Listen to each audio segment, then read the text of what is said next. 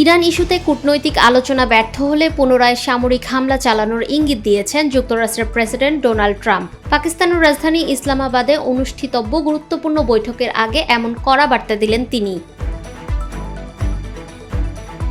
শুক্রবার সংবাদ মাধ্যম দ্য নিউ ইয়র্ক টাইমসকে দেওয়া সাক্ষাৎকারে ট্রাম্প বলেন, আলোচনার ফলাফল আগামী 24 ঘন্টার মধ্যেই পরিষ্কার হয়ে যাবে। তিনি জানান, যুক্তরাষ্ট্র ইতিমধ্যে তাদের যুদ্ধজাহাজগুলো পুনরায় অত্যাধুনিক অস্ত্রে সজ্জিত করছে।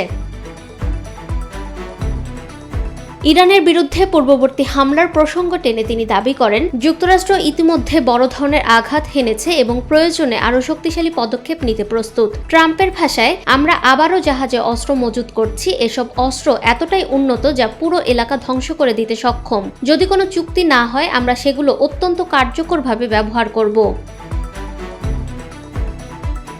ইরানের পারমাণবিক কর্মসূচি নিয়েও সন্দেহ প্রকাশ করেন ট্রাম্প। তার অভিযোগ, একদিকে ইরান আলোচনায় পারমাণবিক কর্মসূচি বন্ধের আশ্বাস দিচ্ছে, অন্যদিকে গণমাধ্যমে ইউরেনিয়াম সমৃদ্ধকরণ চালিয়ে যাওয়ার কথা বলছে। বর্তমান পরিস্থিতিতে ইসলামাবাদের এই বৈঠককে অত্যন্ত গুরুত্বপূর্ণ হিসেবে দেখা হচ্ছে।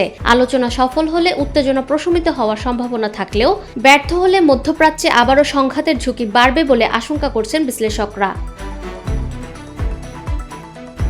সবকিছু এখন নির্ভর করছে ইসলামাবাদের আলোচনার ফলাফলের ওপর। কূটনৈতিক সমাধান নাকি নতুন করে সংঘাত, আগামী 24 ঘন্টায় নির্ধারণ করবে মধ্যপ্রাচ্যের পরিস্থিতির ভবিষ্যৎ।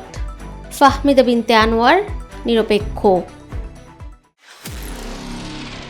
নিরপেক্ষ, সত্য প্রকাশে আপোষহীন।